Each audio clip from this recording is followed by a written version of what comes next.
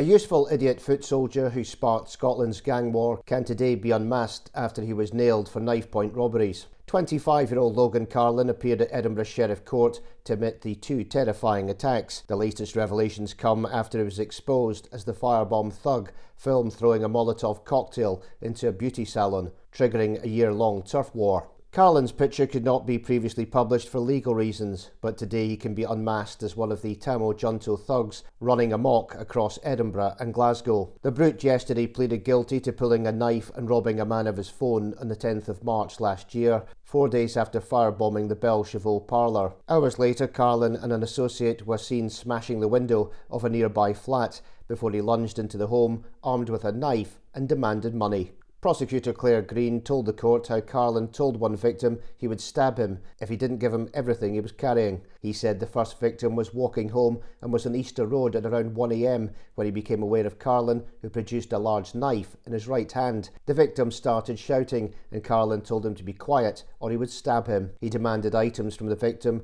and told him to give him everything he had. The victim dropped his phone and the accused picked it up and ran away.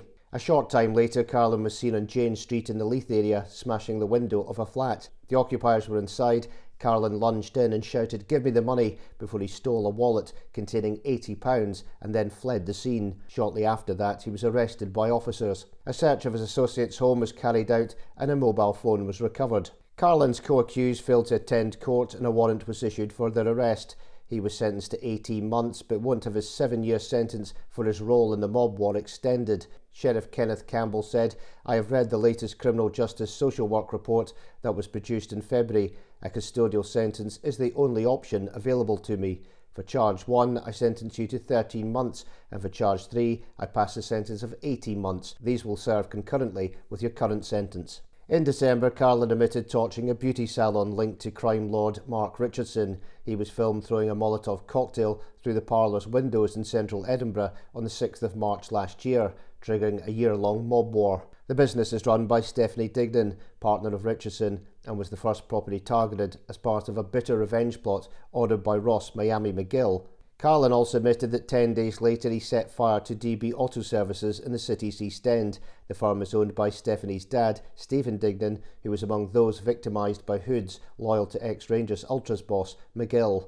Carlin was nabbed by cops as part of Operation Portalage, which was set up following an outbreak of organised crime related to violence in Edinburgh.